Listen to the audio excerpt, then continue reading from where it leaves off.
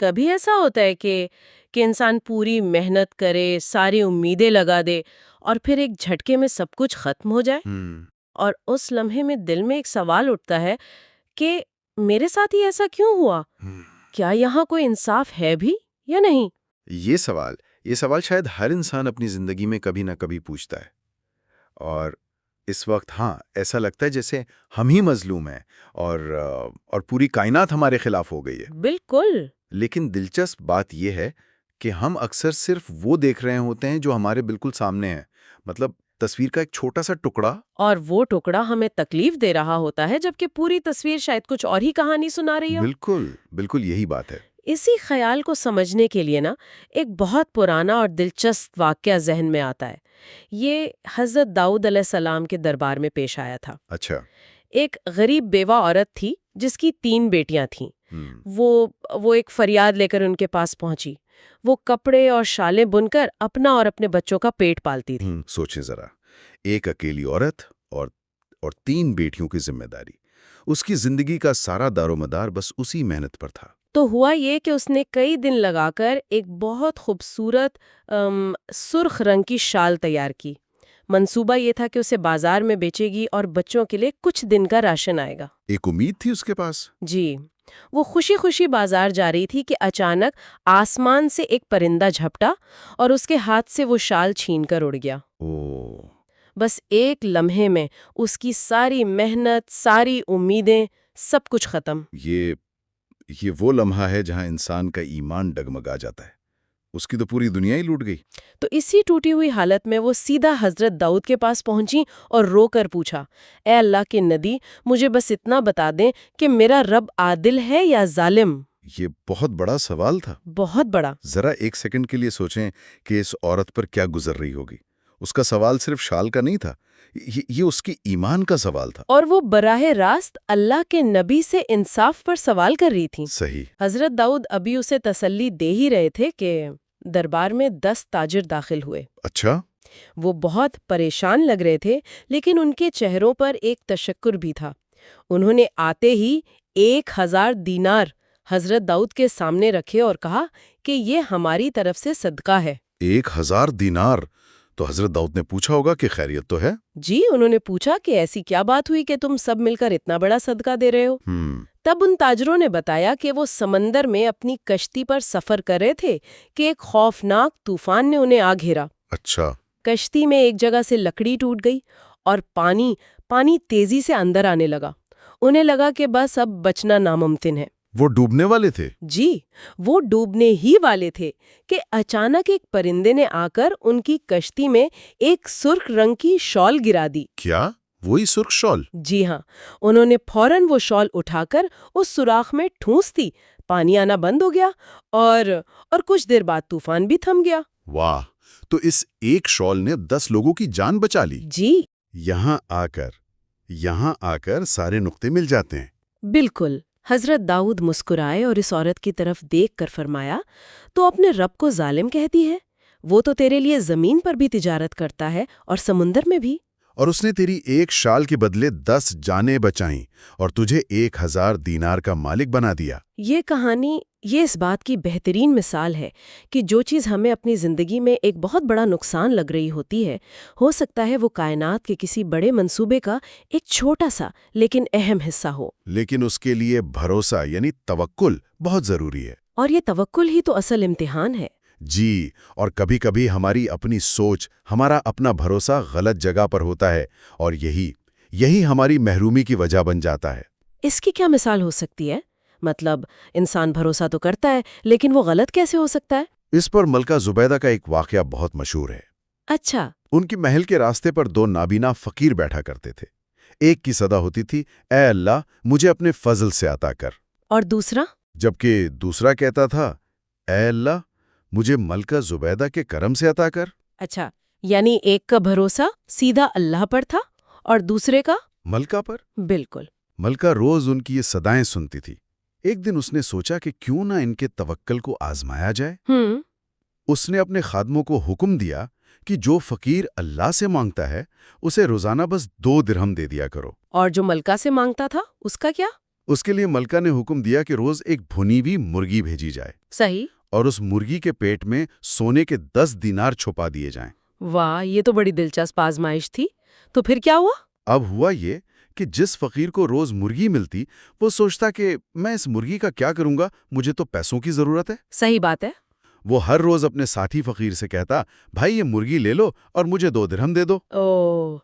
تو وہ سونے کے دیناروں والی مرغی روزانہ صرف 2 درہم میں بیچ دیتا تھا، جی ہاں، بغیر یہ دیکھے کہ اس کے اندر کیا ہے۔ بالکل۔ وہ بے خبری میں اپنی قسمت دوسرے کے حوالے کرتا رہا۔ یہ سلسلہ 10 دن تک چلا۔ 10 دن تک؟ اور 10 دن بعد جس فقیر کا توکل اللہ پر تھا اس کے پاس 100 دینار اور 20 درہم جمع ہو چکے تھے۔ وہ امیر ہو گیا تھا۔ اور دوسرا فقیر جو ملکہ کے کرم کا منتظر تھا، وہ ویسے کا ویسے ہی غریب رہا۔ یہ تو کمال ہو گیا۔ جب ملکہ کو پتہ چلا ہوگا تو اس کا کیا رد عمل تھا؟ ملکہ نے دوسرے فقیر کو بلایا اور پوچھا، کیا میرے کرم نے تمہیں کچھ فائدہ نہیں پہنچایا؟ تو اس نے کیا کہا؟ اس نے کہا، نہیں، مجھے تو بس روز ایک بھنی ہوئی مرغی ملتی تھی جو میں اپنے ساتھی کو بیچ دیتا تھا۔ تب ملکہ نے مسکرا کر کہا، تو نے ملکہ کے کرم پر بھروسہ کیا تو ملکہ نے اپنا کرم تجھ تک پہنچایا، لیکن تو نے اس کی قدر نہ کی۔ اور جس نے صرف اللہ کے فضل پر بھروسہ کیا، اللہ نے اسے میرے ذریعے سے وہ کچھ عطا کر دیا جو اس کی سوچ سے بھی زیادہ تھا۔ توکل کی بات تو سمجھ آتی ہے، لیکن کبھی کبھی ہمارے بڑے ایسی نصیحت کر جاتے ہیں جو بالکل سمجھ نہیں آتی۔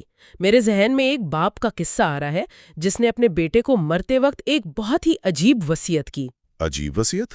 کیسی؟ جو بظاہر خودکشی پر اکسا رہی تھی۔ کیا مطلب؟ یہ کون سا واقعہ ہے؟ سننے میں بہت عجیب لگ رہا ہے۔ ایک بہت امیر آدمی تھا، اس کا ایک ہی بیٹا تھا۔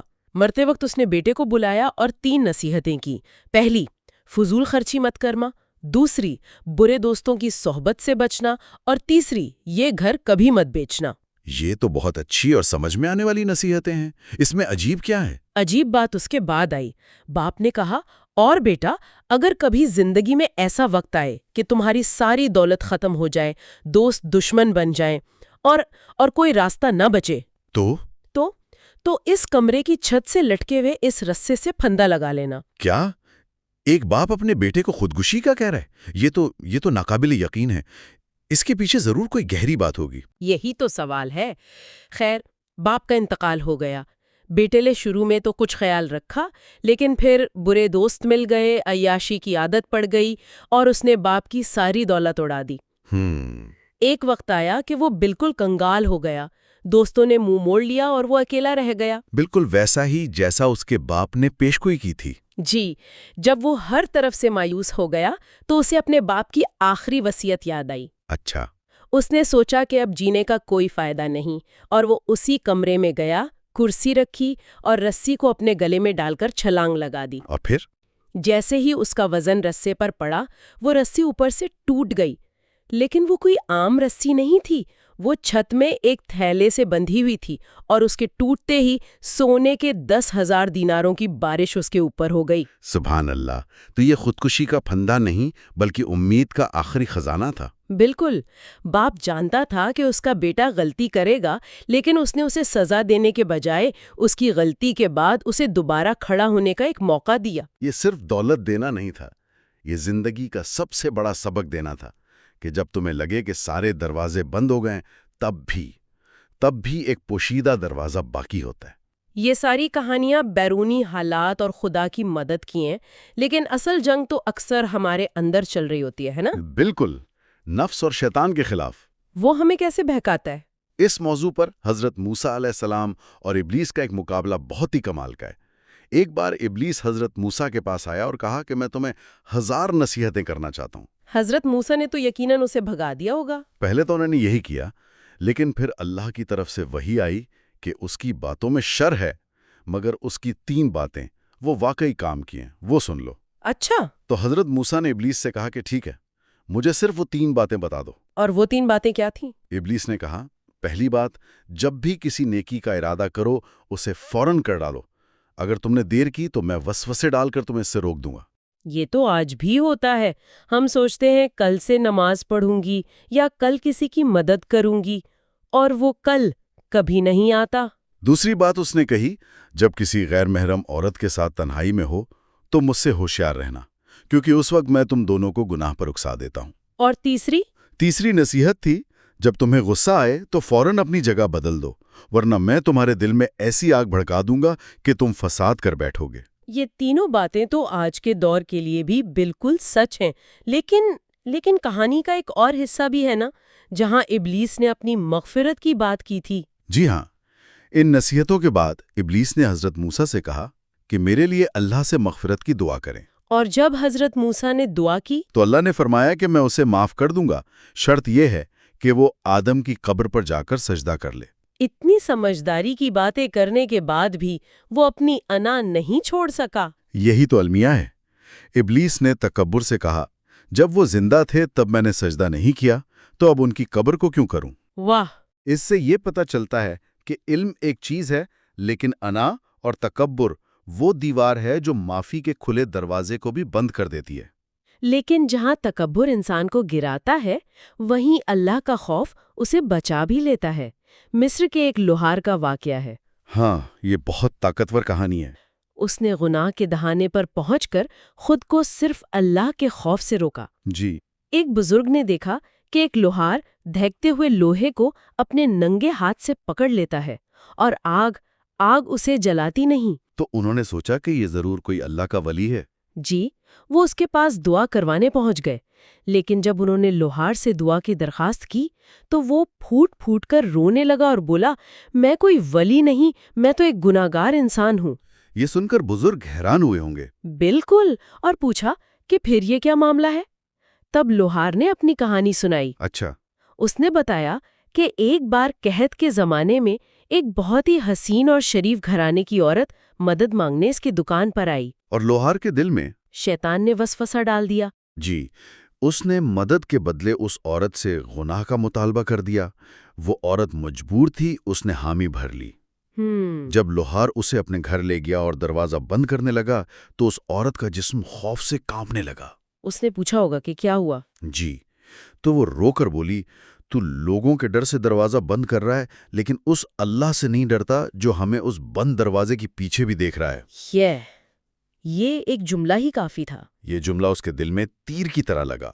اس پر اللہ کا خوف ایسا طاری ہوا کہ اس نے فوراً توبہ کی، اس عورت سے معافی مانگی اور بغیر کسی شرط کے اپنی ساری جمع پونجی اس کے حوالے کر دی۔ اور جاتے ہوئے اس عورت نے اسے دعا دی۔ جی، اس نے دعا دی، اللہ تیرے جسم کو دنیا اور آخرت دونوں کی آگ سے بچائے۔ اور اس کی دعا قبول ہو گئی۔ اسی رات لوہار نے خواب میں دیکھا کہ اس لڑکی کی والدہ جو رسول اللہ صلی اللہ علیہ وسلم کے خاندان سے تھیں، اسے بشارت دے رہی ہیں کہ اللہ نے تمہارے اس ایک لمحے کے خوف کی وجہ سے تمہیں دنیا اور آخرت کی آگ سے ہمیشہ کے لیے محفوظ کر دیا ہے۔ پوچھنے پر مجبور کرتی ہے۔ کون سی مثال؟ جب وہ ایران کے شہر شیراز پہنچے تو انہوں نے جامع مسجد کے باہر ایک دکاندار کو دیکھا جو جب بھی فارغ ہوتا قرآن پڑھنے لگتا۔ ماشاءاللہ۔ ابن بطوطہ اس سے بہت متاثر ہوئے اور اس سے بات چیت شروع کی۔ باتوں باتوں میں اس دکاندار نے انہیں ایک عجیب چیز دکھائی۔ کیا دکھایا اس نے؟ اس نے اپنی دکان کے بیچ میں بچھے ہوئے قالین کو ہٹایا۔ اس کے نیچے لکڑی کا ایک تختہ تھا۔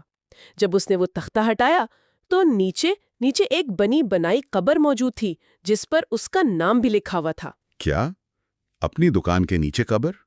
مطلب اس کی کیا وجہ تھی؟ ابن بطوطہ نے بھی یہی پوچھا تو اس دکاندار نے مسکرا کر جواب دیا، میں نے اپنی روزی کمانے کی جگہ پر اپنی قبر اس لیے بنائی ہے تاکہ مجھے ہر لمحہ موت یاد رہے۔ واہ! قبر مجھے یاد دلاتی ہے کہ میرا آخری ٹھکانہ یہی ہے، اس لیے میں گاہکوں کے ساتھ ایمانداری کرتا ہوں۔ یہ بھی ایک حقیقت ہے کہ ہمارے اعمال ہمارے مرنے کے بعد بھی زندہ رہتے ہیں، ان کا اثر ختم نہیں ہوتا۔ جیسے حاتم طائی کے واقعے میں ہوا۔ بالکل، ان کی وفات کے کئی سال بعد ایک بار شدید بارشیں ہوئیں اور خطرہ پیدا ہو گیا کہ ان کی قبر سیلاب میں بہہ جائے گی۔ تو لوگوں نے ان کی میت کو منتقل کرنے کا سوچا۔ جی، جب قبر کھولی گئی تو سب نے دیکھا کہ ان کا پورا جسم مٹی ہو چکا تھا، سوائے ان کے دایاں ہاتھ کے۔ دایاں ہاتھ؟ جی، وہ ہاتھ بالکل ویسا ہی تھا جیسے ابھی دفنایا گیا ہو۔ اور اس کی وجہ؟ وہاں موجود ایک بزرگ نے بتایا، یہ حاتم طائی کا وہی ہاتھ ہے جس سے وہ ساری زندگی غریبوں کو خیرات دیتا رہا۔ اس کے ہاتھ نے اللہ کی مخلوق کی مدد کی تو اللہ نے اس کے ہاتھ کو مٹی کے لیے حرام کر دیا، یعنی ایک اچھا عمل جسم کے ایک حصے کو بھی ہمیشہ کے لیے محفوظ کر سکتا ہے۔ بالکل۔ لیکن ان سب کہانیوں میں سب سے زیادہ طاقتور قصہ شاید اس کفن چور کا ہے جس نے توبہ کی۔ ہاں، کیونکہ اس میں خوف اور رحمت دونوں اپنی انتہا پر نظر آتے ہیں۔ ایک شخص تھا جو قبریں کھود کر مردوں کے کفن چرا لیتا تھا۔ ایک رات وہ اپنے ایک بہت نیک پڑوسی کی قبر کھودنے گیا۔ اچھا؟ جیسے ہی اس نے قبر کھودی اور میت کا کفن اتارنے کے لیے ہاتھ بڑھایا، اسے قبر کے اندر سے ایک آواز آئی، مجھے برہنہ مت کرو۔ یہ آواز سننا تھا کہ اس پر خوف کا پہاڑ ٹوٹ پڑا۔ جی، وہ وہیں سب کچھ چھوڑ کر بھاگا، گھر آیا اور اللہ کے خوف سے کانپنے لگا۔ اس نے سچے دل سے توبہ کر لی۔ لیکن اس کا خوف اتنا شدید تھا کہ وہ اسی دن بیمار پڑ گیا۔ اور اسے یقین ہو گیا کہ اب وہ نہیں بچے گا۔ مرنے سے پہلے اس نے اپنے بیٹے کو ایک بہت ہی عجیب وصیت کی۔ کیا وصیت کی اس نے؟ اس نے کہا کہ گمدہ مر جاؤں تو مجھے مسلمانوں کے قبرستان میں دفن نہ کرنا، میں اس لائق نہیں ہوں۔ میری لاش کو جلا دینا، آدھی راکھ دریا میں بہا دینا اور آدھی ہوا میں اڑا دینا۔ یہ مایوسی نہیں تھی، یہ شرمندگی اور ندامت کی انتہا تھی۔ جی ہاں، بیٹے نے ایسا ہی کیا، لیکن جیسے ہی اس کی راکھ بکھری، اللہ نے اپنی قدرت سے اس کے ذرات کو اکٹھا کیا اور اسے دوبارہ زندگی دے دی۔ سبحان اللہ۔ اس سے پوچھا گیا، تو نے ایسی وصیت کیوں کی؟ اس نے روتے ہوئے کہا، اے میرے رب، میں اپنے گناہوں پر اتنا شرمندہ تھا اور تیرے غضب سے اتنا ڈر گیا تھا کہ میں نے یہ سب صرف تیرے خوف سے کیا۔ اور اللہ کا جواب کیا تھا؟ جو ہم سے اتنا ڈر گیا، ہم اسے اپنی پناہ میں لے لیتے ہیں، جا، ہم نے تجھے معاف کیا۔ یہ تمام کہانیاں ہمیں ایک ہی مرکزی خیال کی طرف لاتی ہیں کہ جو کچھ ہماری آنکھوں کے سامنے ہو رہا ہے وہ حتمی سچائی نہیں ہے۔ بالکل، ایمان، توکل، ایک لمحے کا خوف خدا اور سچی توبہ، یہ وہ چیزیں ہیں جو انسان کی تقدیر کو بدلنے کی طاقت رکھتی ہیں۔ بالکل۔ آج کی اس گفتگو میں ہم نے دیکھا کہ کیسے اللہ کے منصوبے ہماری سمجھ سے بالاتر ہیں، کیسے توکل انسان کو وہاں سے دیتا ہے جہاں سے وہ سوچ بھی نہیں سکتا، اور کیسے نفس کے خلاف ایک لمحے کی جیت اور موت کی یاد انسان کی دنیا اور آخرت دونوں کو سنوار دیتی ہے۔ ان سب کے پیچھے ایک ہی سچائی ہے، ہمارا علم محدود ہے اور اللہ کی حکمت لامحدود۔ جی، جو چیز ہمیں نقصان لگتی ہے ہو سکتا ہے اس میں ہمارے لیے کوئی بہتری چھپی ہو، اور جس گناہ پر ہمیں ندامت ہو وہی ندامت ہماری بخشش کا ذریعہ بن سکتی ہے۔ اس گفتگو کو ایک آخری چھوٹی سی کہانی اور ایک سوال پر ختم کرتے ہیں۔ ضرور۔ کہتے ہیں کہ ایک بار خلیفہ منصور دوانی کی دربار میں بیٹھا تھا اور ایک مکھی اسے بار بار تنگ کر رہی تھی۔ آخر تنگ آ کر اس نے پاس بیٹھے ایک عالم سے پوچھا، یہ اللہ نے مکھی پیدا ہی کیوں کی ہے؟ اس کا کیا فائدہ ہے؟ عالم نے بہت دلچسپ جواب دیا ہوگا۔ انہوں نے کہا، اللہ نے مکھی کو اس لیے پیدا کیا ہے تاکہ وہ ظالموں اور متکبروں کا غرور توڑ سکے۔ واہ! تو یہاں سوچنے کی بات یہ ہے کہ اگر ایک چھوٹی سی بے وقارت نظر آنے والی مکھی کا مقصد اتنا بڑا ہو سکتا ہے، تو ہمارے روزمرہ کے چھوٹے چھوٹے اعمال، ہماری چھوٹی چھوٹی نیکیاں اور ہماری نیتوں کا اس کائنات کے بڑے منصوبے میں کیا مقام ہوگا۔